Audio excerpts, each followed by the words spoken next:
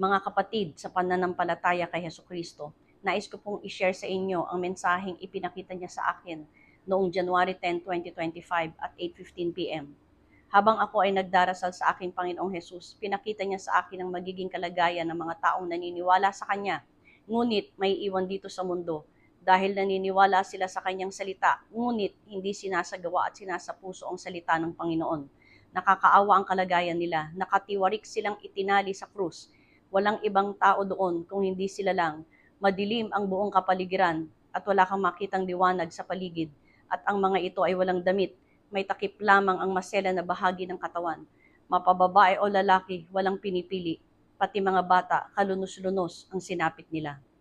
Mga kapatid, kailangan po natin sumunod sa salita ng Diyos dahil bawat salita niya ay batas na dapat sundin ng mga taong tunay na nagmamahal sa Kanya upang walang maibato ang kaaway ng ating kaluluwa laban sa atin. Katulad ng 5 wise virgins, let's work out our salvation with fear and trembling. Isabuhay po natin ang Kanyang salita.